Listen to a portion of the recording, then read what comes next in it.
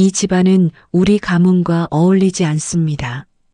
서울 강남의 한 5성급 호텔 연회장. 수백 명의 하객들이 모인 가운데 무대 위에서 터진 이 한마디는 순식간에 연회장을 얼어붙게 만들었다. 건축회사 대표 윤태호 55는 아들 민재 28의 약혼식을 위해 이곳을 예약했다.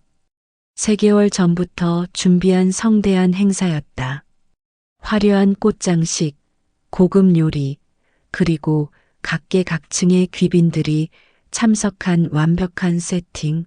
그러나 지금 무대 위에서 약혼녀 수진의 아버지 박철민 60회장이 마이크를 잡고 차갑게 말하고 있었다.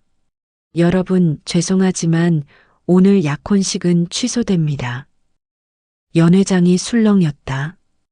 태호의 얼굴은 창백해졌다. 그는 급히 무대로 올라가려 했지만 박철민 회장이 손으로 제지했다. 윤태호 씨, 당신이 우리 딸과 어울린다고 생각하세요?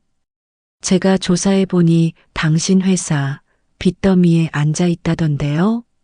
박철민의 목소리는 마이크를 통해 연회장 구석구석까지 울려 퍼졌다.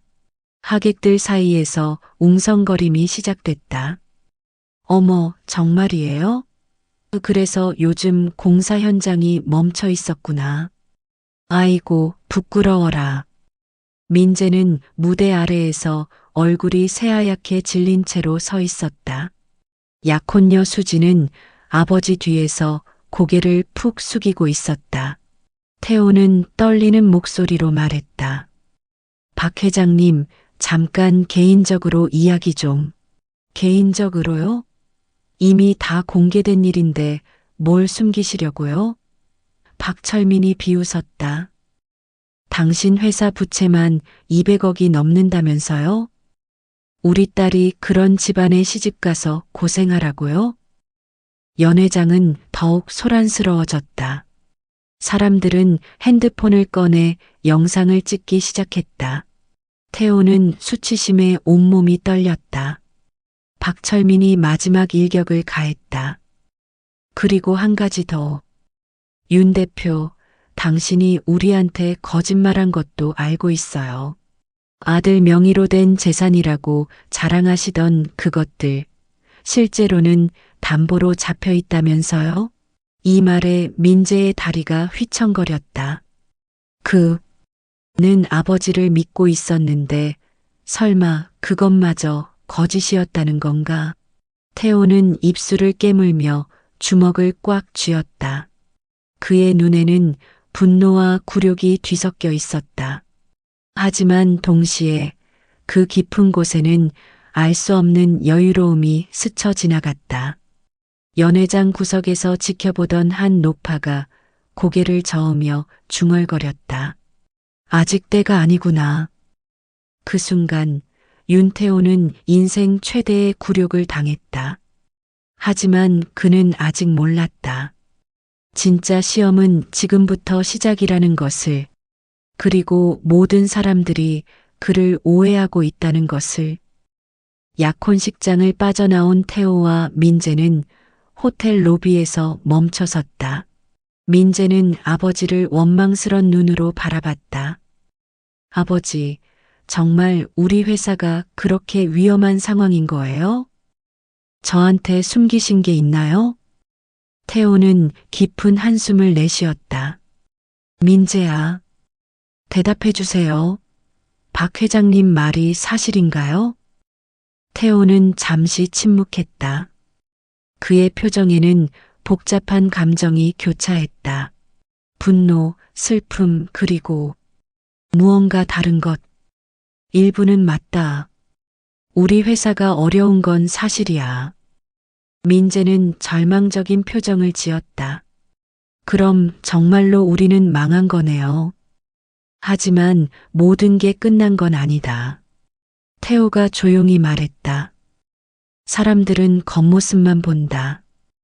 진짜를 보려는 눈은 드물지. 민재는 이해할 수 없다는 듯 아버지를 바라봤다. 이런 상황에서 어떻게 그렇게 침착할 수 있는 건지.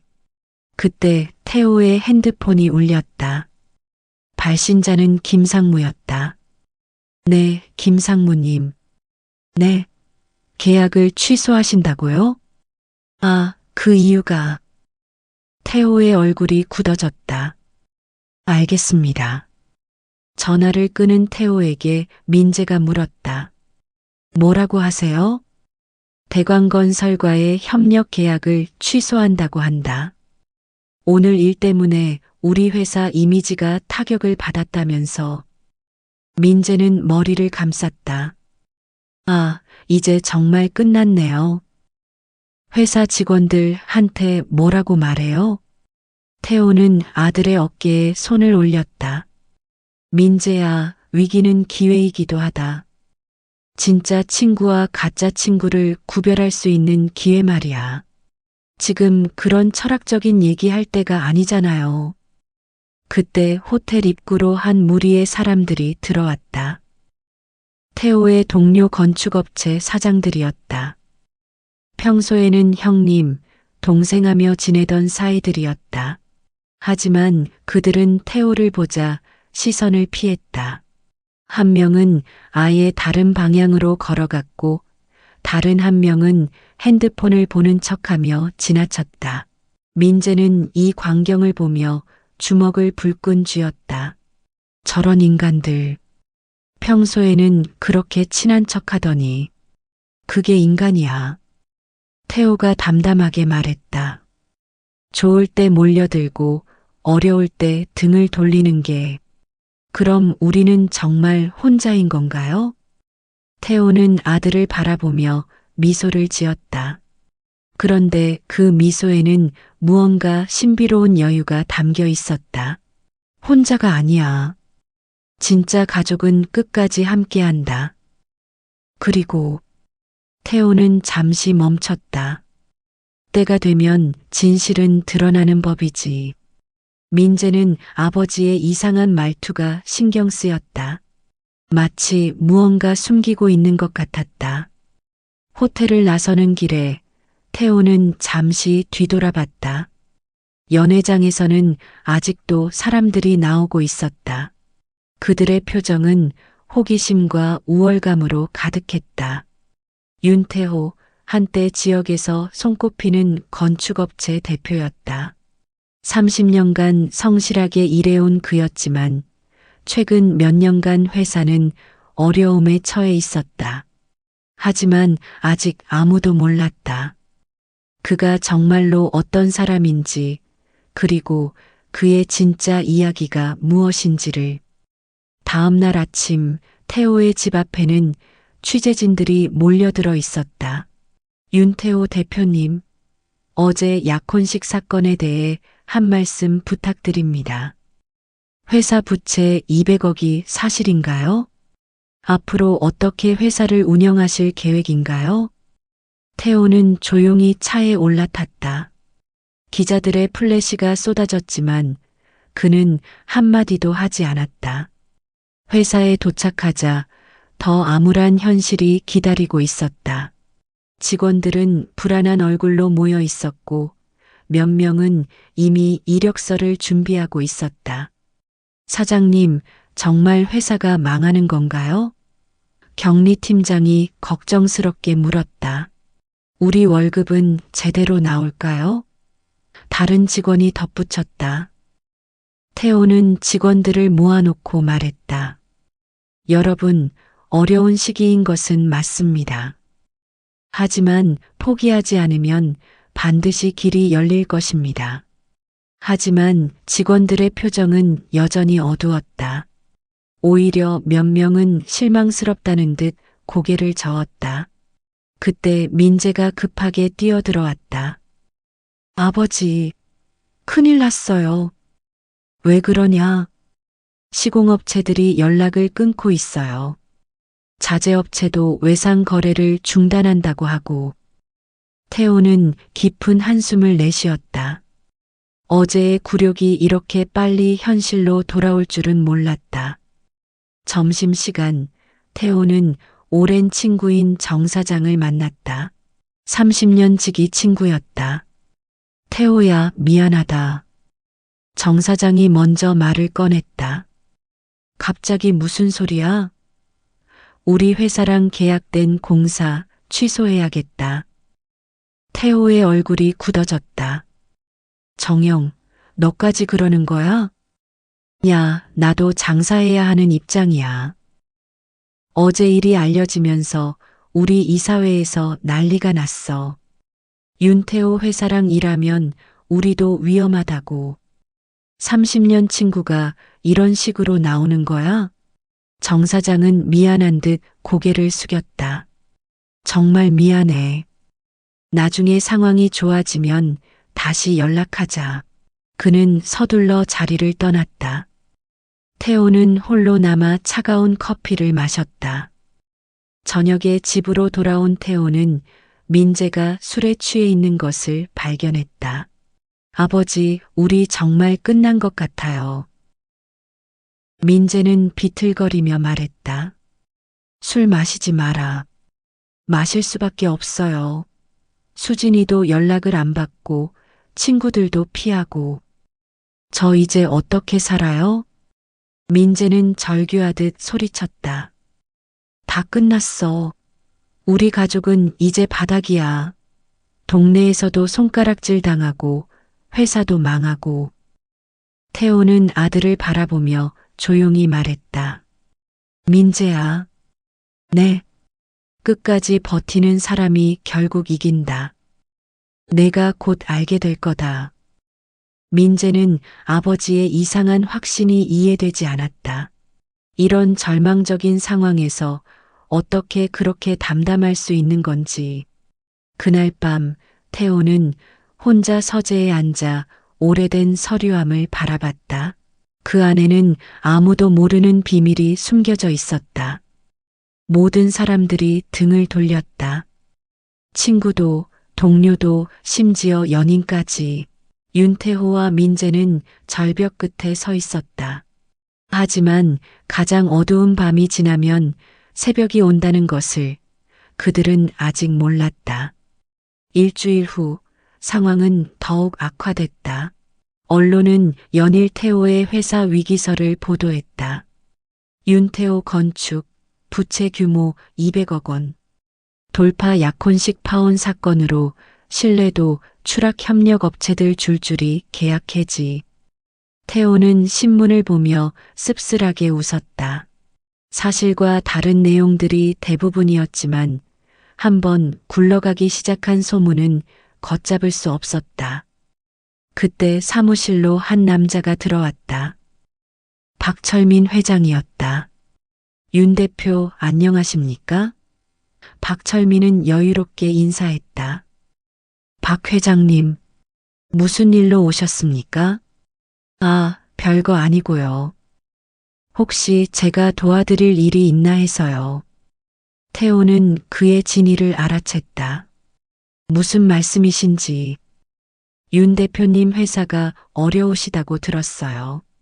제가 투자를 좀 해드릴까 하는데 어떠세요? 조건이 있으시겠죠? 박철민이 비웃었다. 역시 눈치가 빠르시네. 네, 조건이 있어요. 대신 우리 딸하고는 완전히 인연을 끊어주셔야 해요.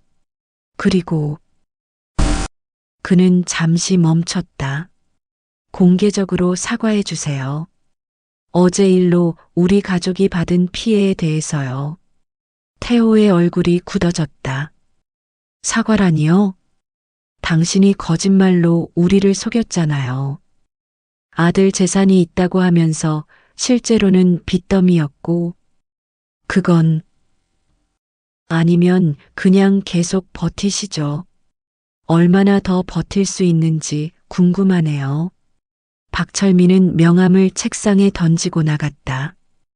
태호는 그 명함을 바라보며 주먹을 꽉 쥐었다.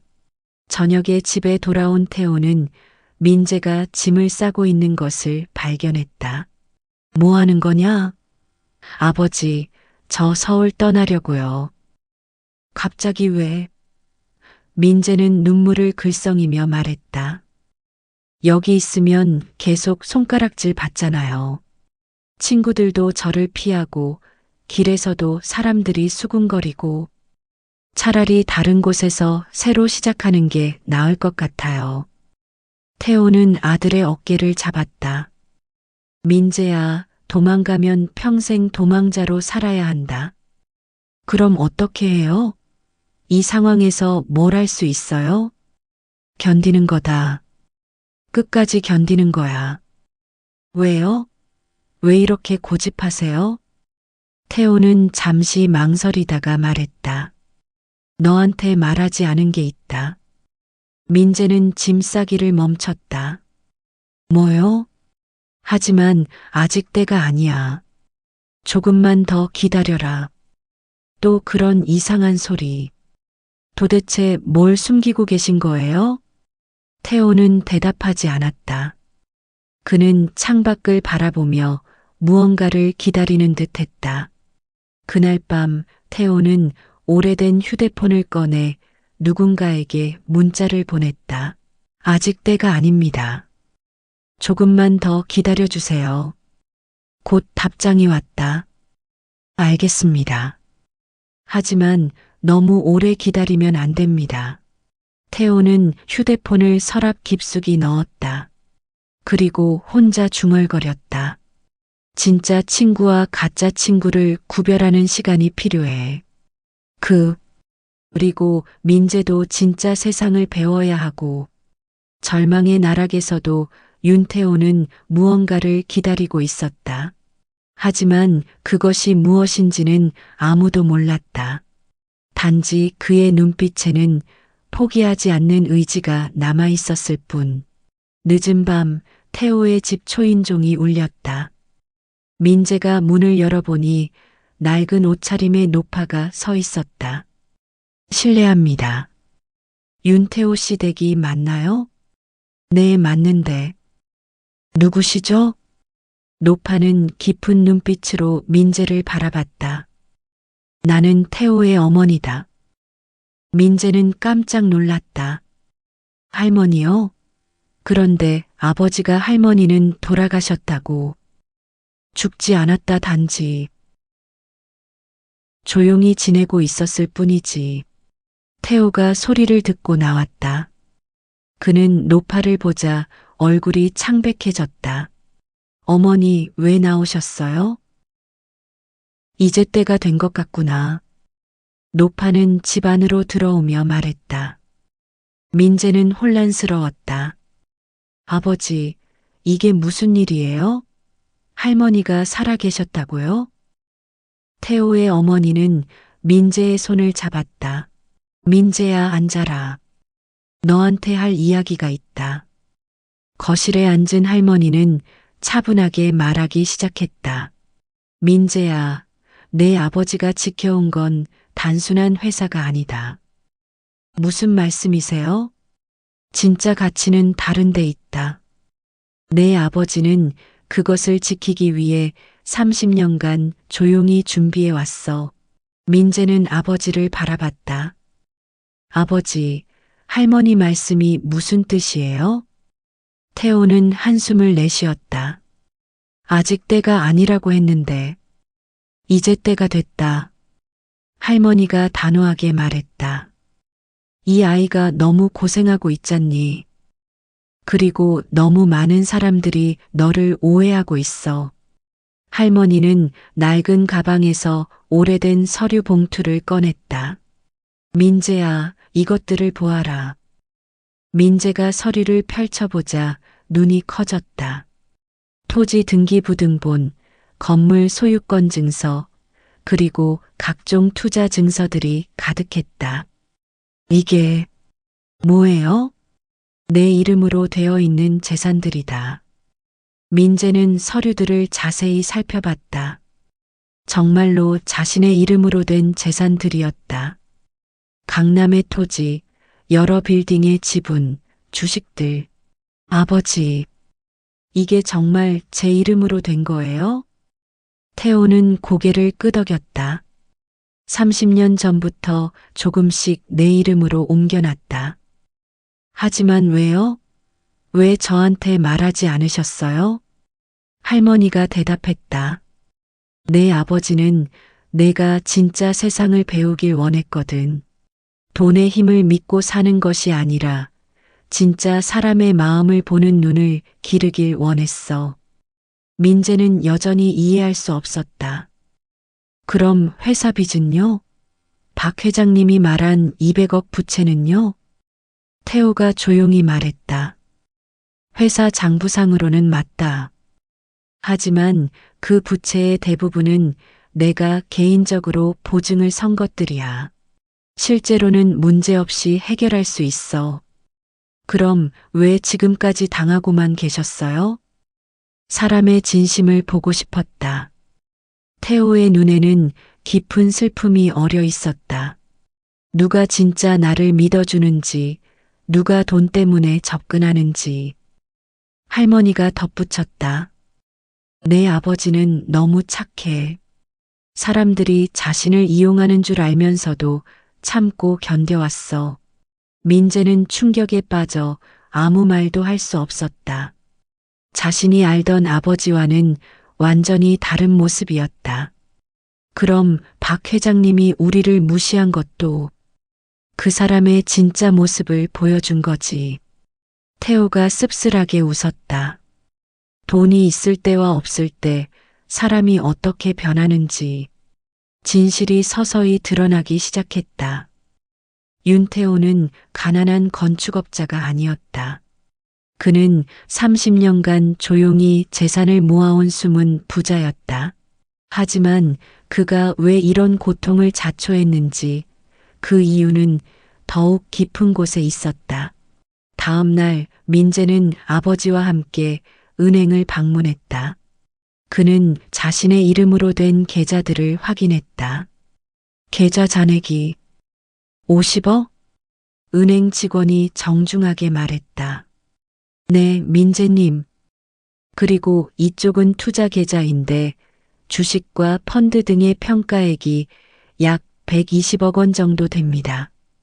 민재는 어리둥절했다. 저는 이런 투자를 한 적이 없는데요. 아버님께서 대신 관리해주고 계셨습니다. 30년간 꾸준히 투자하셔서 이 정도 규모가 된 것 같습니다. 은행을 나온 민재는 아버지를 바라봤다. 아버지, 정말 이해가 안 가요. 이렇게 많은 돈이 있으면서 왜 고생하고 계셨어요? 태호는 한참 생각하다가 말했다. 민재야, 너 박 회장님 딸과 정말 사랑해서 결혼하려고 했냐? 그건 솔직히 말해봐. 민재는 고개를 숙였다. 사실 박 회장님 집안이 부유해서 매력적이었어요.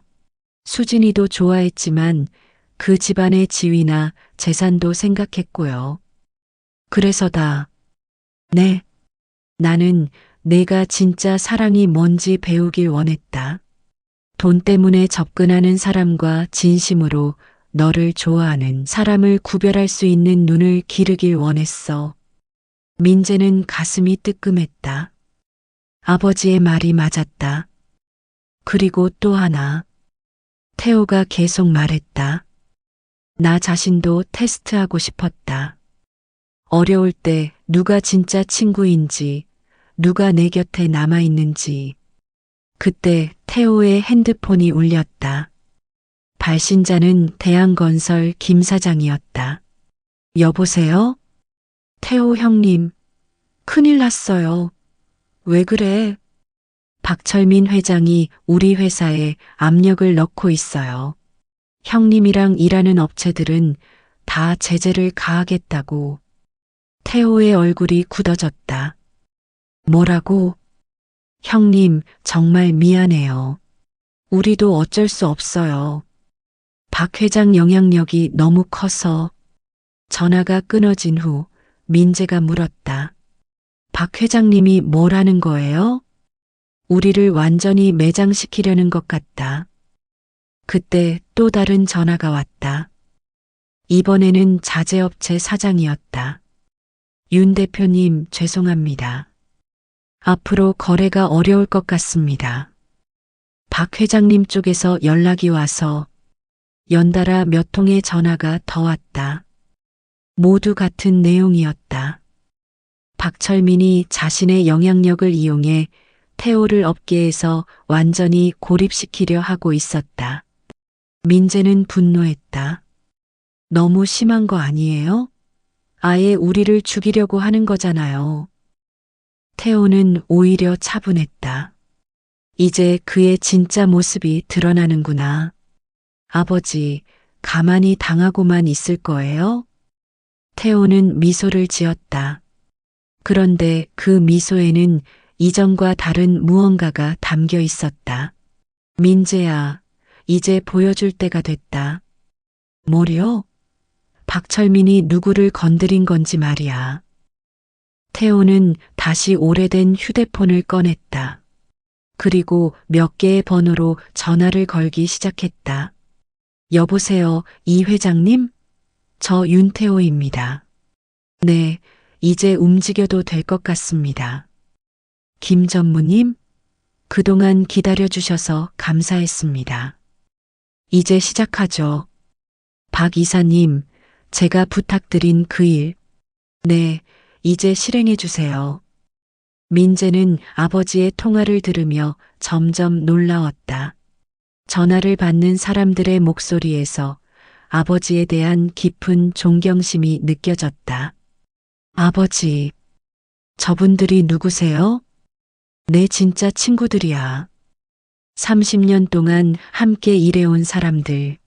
그런데 왜 지금까지 숨기고 계셨어요? 태호는 창밖을 바라보며 말했다. 민재야, 진짜 권력은 드러내지 않는 것이다. 조용히 깊숙한 곳에서 움직이는 것이지. 그때 사무실 문이 열리며 정장을 입은 몇 명의 사람들이 들어왔다. 민재는 그들의 기품 있는 모습에 압도당했다. 태호 형님, 오랜만입니다. 맨 앞에 남자가 정중하게 인사했다.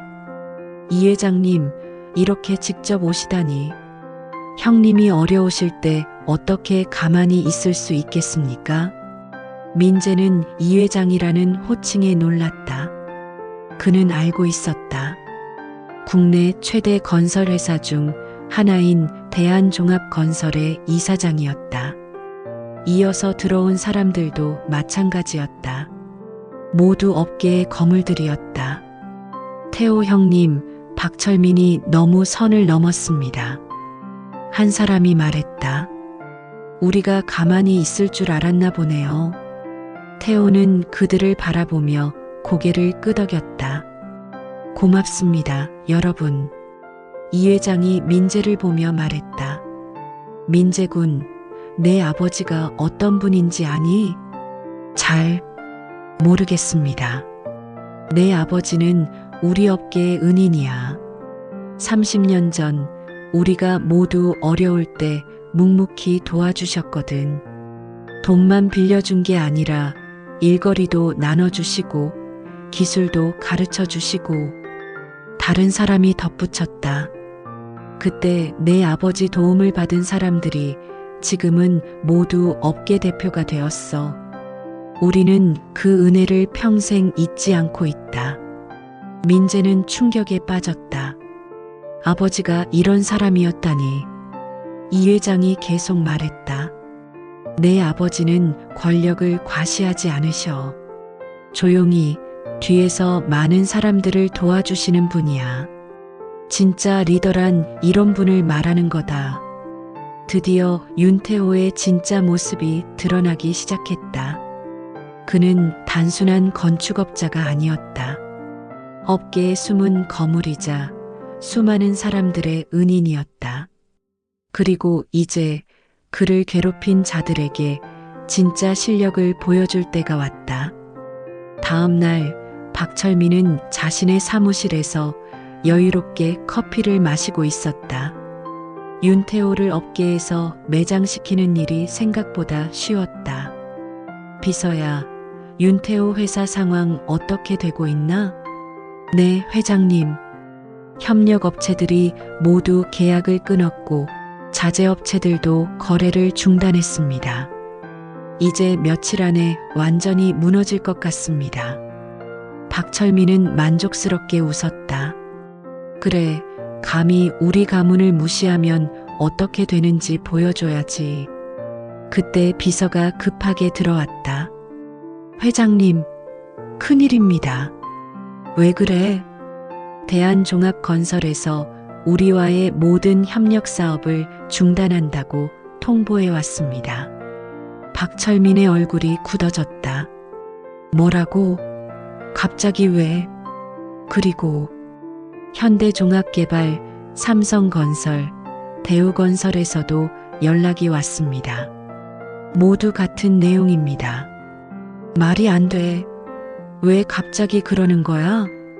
비서는 떨리는 목소리로 말했다. 그리고 은행에서도 연락이 왔습니다. 기존 대출에 대한 재검토를 하겠다고. 박철민은 의자에서 벌떡 일어났다. 이게 무슨 일이야? 어제까지만 해도 아무 문제 없었는데. 그때 사무실 문이 열리며 태호가 들어왔다. 그의 뒤에는 업계 거물들이 따라왔다. 박철민은 그들을 보자 얼굴이 창백해졌다.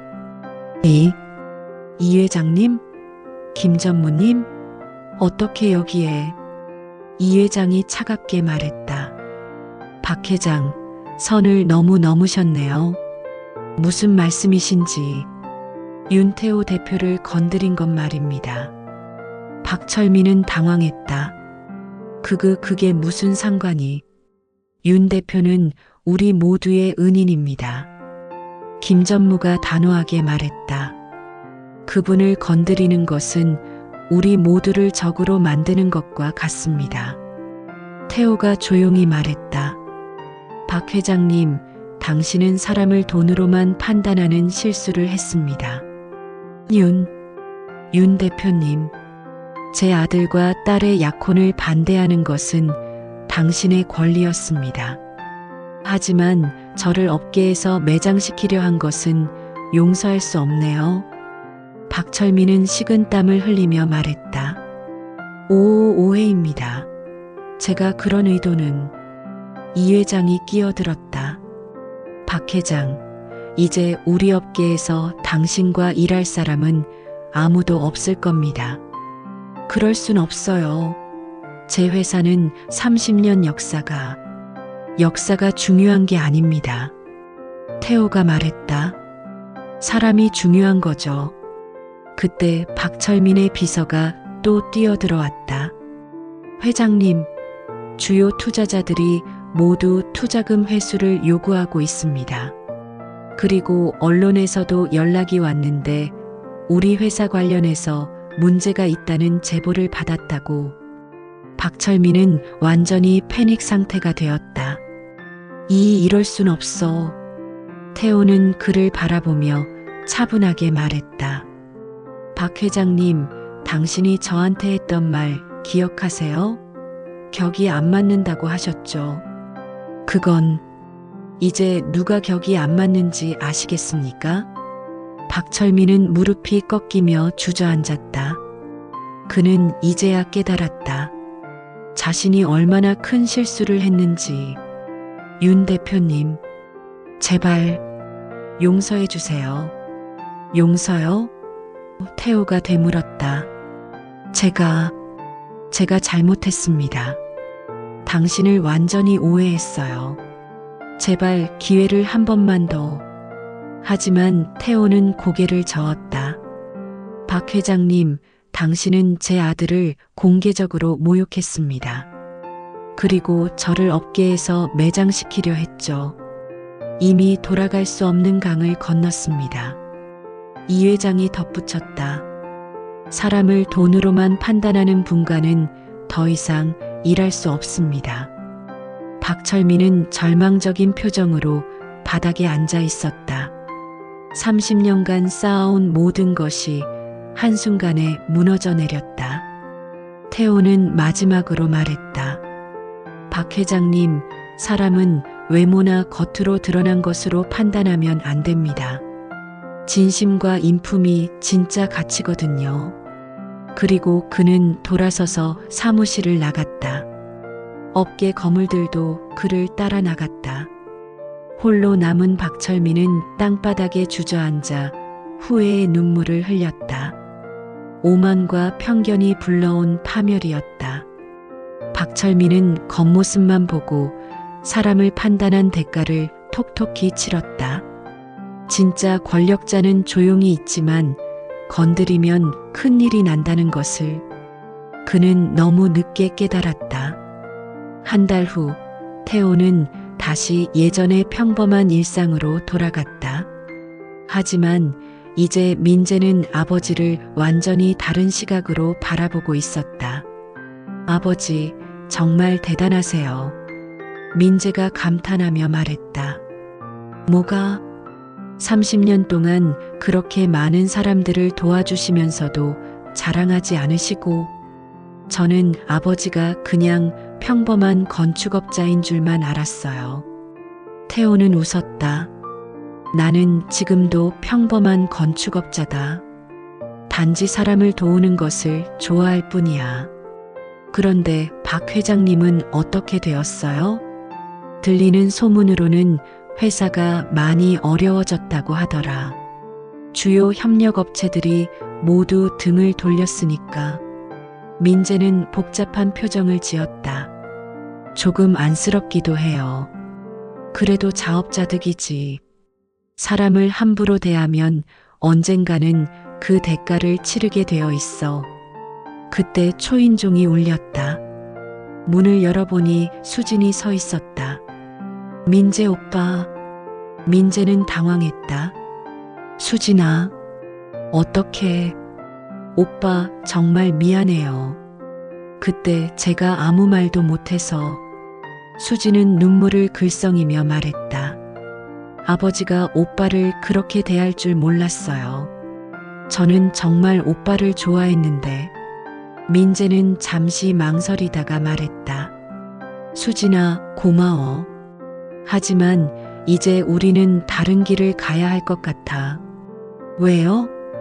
나는 진짜 나를 사랑해주는 사람을 만나고 싶어.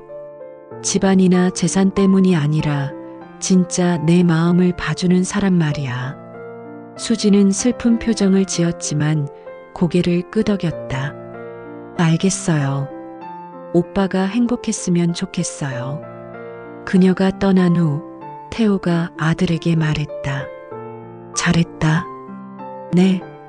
진심을 구별할 줄 아는 눈을 갖게 된 것 같구나. 민재는 미소를 지었다. 아버지한테 배웠어요. 저녁 가족들이 함께 식사를 하는 자리에서 할머니가 말했다. 태호야, 이제 그만 숨어 지내고 당당하게 살아라. 어머니, 저는 지금도 당당하게 살고 있어요. 겸손한 것과 숨는 것은 다르다. 내가 가진 능력으로 더 많은 사람들을 도울 수 있잖니. 태호는 잠시 생각하다가 고개를 끄덕였다. 알겠습니다. 며칠 후 태호는 윤태호 장학재단을 설립한다고 발표했다. 어려운 환경의 청년들을 지원하는 재단이었다. 언론과의 인터뷰에서 태호는 말했다. 돈과 권력은 순간이지만 진심은 평생을 남깁니다. 저는 앞으로도 사람의 마음을 소중히 여기며 살아가겠습니다. 기자가 물었다. 박철민 회장과의 갈등에 대해서는 어떻게 생각하시나요? 그분도 곧 깨달으실 거라고 생각합니다. 진짜 가치가 무엇인지 말이죠. 저는 원한을 품지 않습니다. 그리고 태호는 카메라를 바라보며 말했다. 세상을 살아가면서 가장 중요한 것은 사람입니다. 돈이나 지위로 사람을 판단하지 마세요. 진심으로 대하면 진심이 돌아옵니다. 6개월 후 박철민은 작은 사무실에서 혼자 일하고 있었다. 그의 회사는 결국 문을 닫았지만 그는 이제 사람을 대하는 방식이 완전히 달라져 있었다. 어느 날 그는 용기를 내어 태호를 찾아갔다. 윤 대표님, 박 회장님, 어떻게 오셨어요? 죄송합니다. 정말 죄송합니다. 박철민은 깊이 고개를 숙였다. 제가 얼마나 어리석었는지 이제 깨달았습니다. 태호는 그를 바라보며 말했다. 일어나세요. 과거는 과거입니다. 용서해 주시는 건가요? 사람은 누구나 실수할 수 있습니다. 중요한 건 그 실수에서 배우는 거죠. 박철민은 눈물을 흘렸다. 감사합니다. 정말 감사합니다. 태호는 그의 어깨에 손을 올렸다. 다시 시작하세요. 이번에는 사람의 마음을 보면서. 그날 저녁 민재는 아버지에게 물었다. 아버지, 박 회장님을 용서해 주셔서 정말 대단해요. 민재야, 복수는 나를 더 작은 사람으로 만든다. 용서는 나를 더 큰 사람으로 만들고. 민재는 고개를 끄덕이며 마음속으로 다짐했다. 겉모습에 흔들리지 않고 진심을 보는 눈을 가지자. 그리고 아버지처럼 사람의 마음을 소중히 여기는 사람이 되자. 진짜 부자는 돈이 많은 사람이 아니라 많은 사람의 마음을 얻은 사람이다. 윤태호는 30년간 조용히 사람들을 도우며 진짜 부를 쌓아왔다. 그리고 이제 그의 아들도 그 길을 따라 걸을 준비가 되었다. 돈과 권력은 사라질 수 있지만 진심과 인품은 영원히 남는다. 그것이 진짜 유산이다. 여러분, 이 이야기가 마음에 와닿았다면 구독과 좋아요 부탁드립니다. 그리고 댓글로 여러분의 생각을 들려주세요. 여러분이라면 박철민 회장을 용서하셨을까요? 다음에도 더 감동적인 이야기로 찾아뵙겠습니다.